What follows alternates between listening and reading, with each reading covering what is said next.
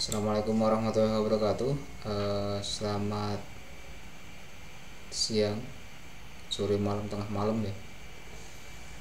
Kali ini kita akan melanjutkan topik pembahasan kemarin. Gimana pembahasan kemarin? Jelas ada pertanyaan atau mungkin saran? Kalau saya ada sesuatu yang salah, silahkan dikoreksi di komentar. Nanti kita bahas bareng-bareng. Kalau ada cara saya penyampaian yang salah atau misalnya ada yang kurang, silakan koreksi saja, tidak masalah. Kita lanjut ke komponen utama yang ketiga dari alternator, yaitu dioda. Ini adalah gambar dioda ya. Dioda di sini bentuknya lingkaran seperti ini di alternator.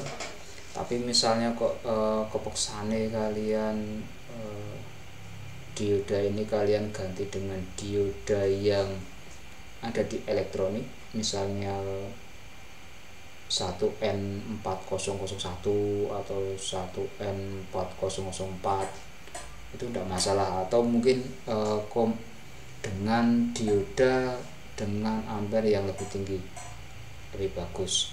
Nah, walaupun berbeda bentuknya dengan dioda yang misalnya kalian temukan di radio, TV, itu sama saja.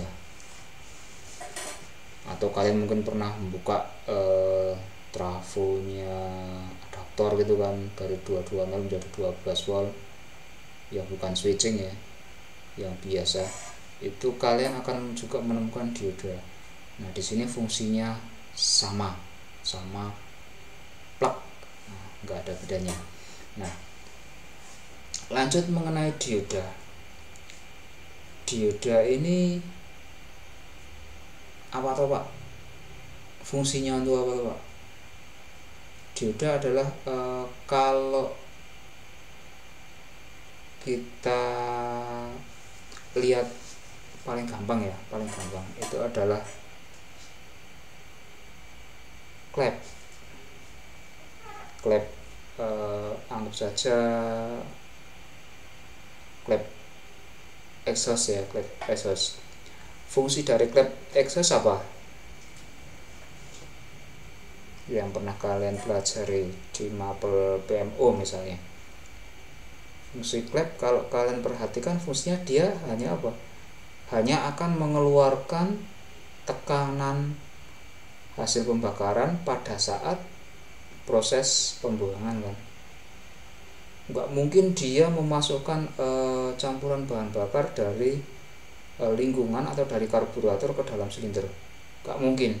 Pasti dia hanya tugasnya untuk mengeluarkan tekanan akibat pembakaran, mengeluarkan ya. Nah, nggak mungkin dia overlap gitu. Nah, itu adalah salah fungsi klep. Begitu juga dengan dioda di sini.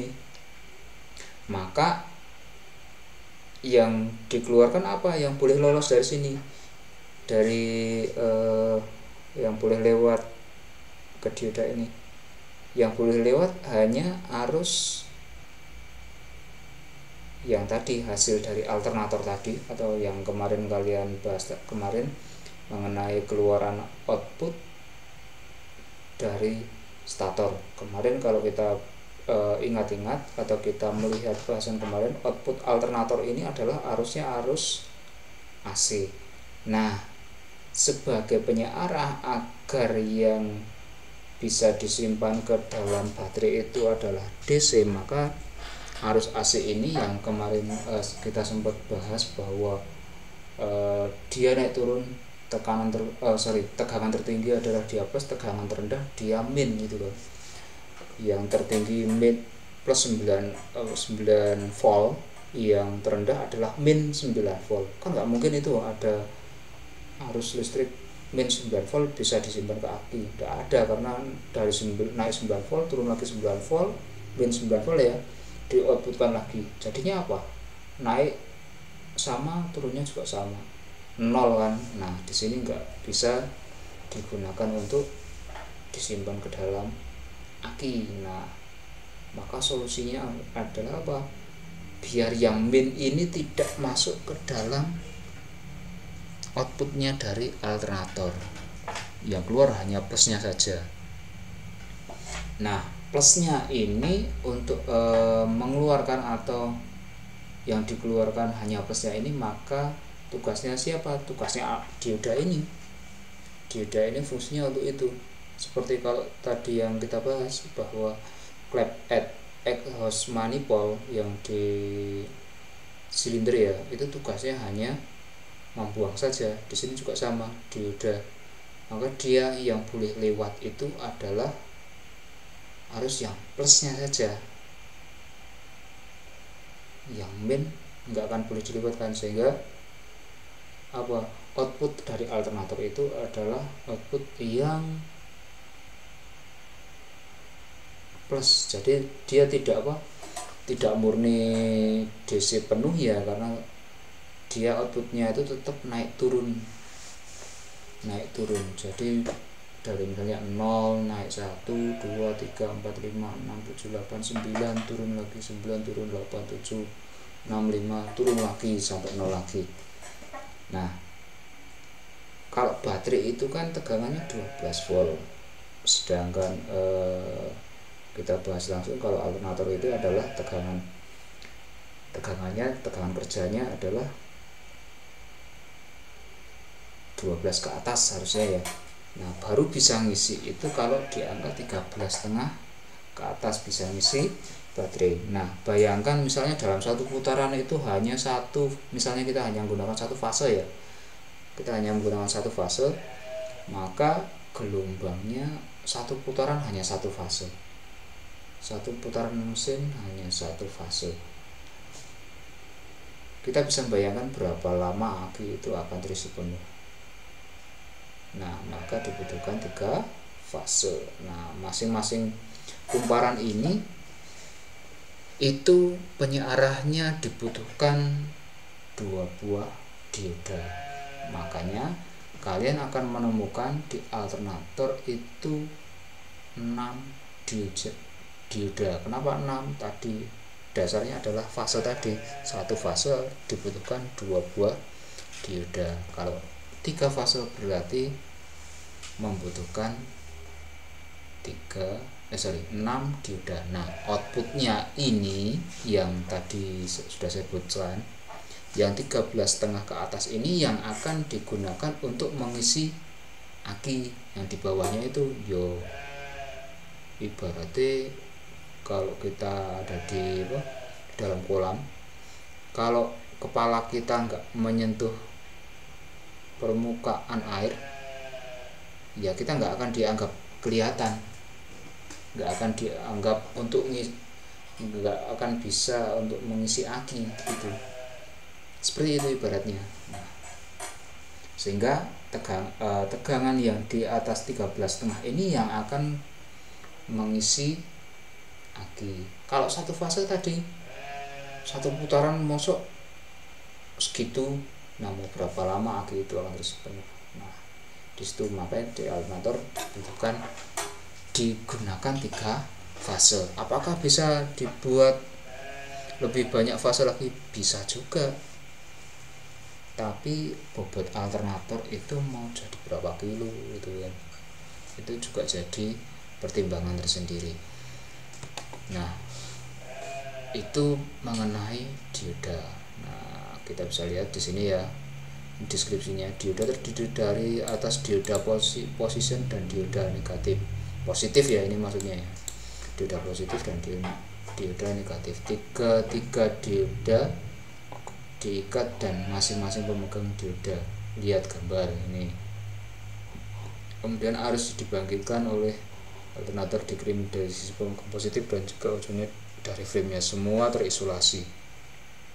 Selama penyarahan dioda akan menjadi panas. Selanjutnya dioda holder bertindak meradiasikan panas ini dan mencegah dioda dari panas yang berlebihan. Nah, selama alternator ini berputar, rotornya ya, maksudnya rotornya itu berputar, itu kan stator akan menghasilkan listrik. Kalau putarannya tinggi, maka arus listrik yang masuk ke sini tegangannya juga akan tinggi. Nah, karena dia untuk mengarahkan arus, mau tidak mau dia juga kena beban kan, karena yang main itu dihilangkan kemana kan nggak cetol juga itu. Maksudnya sayanya yang nggak cetol, apakah cara kerjanya gimana kok bisa mengarahkan. Tapi yang pasti di sini ada di bawah main 0 ke min itu akan menjadi beban tersendiri bagi dioda, sehingga menjadikan dioda apa? Panas. Selama alternator ini berputar, maka dipastikan sebenarnya dioda ini panas. Nah, ketika panas ini akan sangat rawan sekali bahwa dioda itu akan mati. Kalau dia mati, itu akan sangat mengganggu alternator itu sendiri. Kenapa? Kalau diodanya itu mati dan tidak short, mungkin tidak terlalu bermasalah. Tidak short itu tidak akan bermasalah. Mati, pecah atau panas, jeblok gitu ya, atau ada kelihatan kebakarnya itu nggak masalah kok kalau dia terpisah. Maksudnya antara kutub satu dengan lainnya itu nggak akan mempengaruhi. Cuman mungkin tadinya dia 3 fase, karena rusak salah satu, maka dia akan menjadi 2 fase. 2 diodanya yang di kutub yang berbeda itu rusak lagi, maka dia akan cuma menjadi alternator 1 fase. Nah, yang jadi masalah adalah ketika seperti ini, misalnya dioda ini rusak, ternyata dioda ini dia akan nge-short, walaupun cuma 1, dia akan nge-short. Nah, kalau nge-short seperti ini, 2 kutub dioda ini nge-short ini, dia akan mengganggu besarnya arus listrik yang keluaran dari stator. Nah, kalau ini terjadi, dipastikan nggak akan ngisi. Kalian nyalakan mesin mobil itu kan, mungkin pertama kali kalian terjun jalan sini 1 kilo, 2 kilo, 3 kilo, 4 kilo, 5 kilo, 6 kilo, 10 kilo, 15 kilo, enggak masalah. Tapi setelah itu tergantung kapasitas aki ya. Kalau kapasitas akinya gede enggak masalah, jalan jarak jauh. Nah, ketika ternyata kapasitasnya misalnya cuma 40 ampere misalnya, 60 ampere gitu, 15 kilo, kalian nyalakan lampu juga malam hari karena mungkin ya itu jalan tengah jalan klesat gitu. Tidak sadar sebenarnya dari awal kalian itu melihat lampu itu di tengah lampu charging itu, api itu ternyata nyala. Nah, setelah telusuri ternyata semua kabel itu tidak masalah. Nah, mau tidak mau kalau kalian ingin tahu ya dibongkar, bisa jadi salah satu penyebabnya adalah ini, dioda ini yang panas, kemudian dia pecah, ujung kutubnya itu tersambung. Nah, bisa jadi seperti itu gitu ya, salah satu faktornya.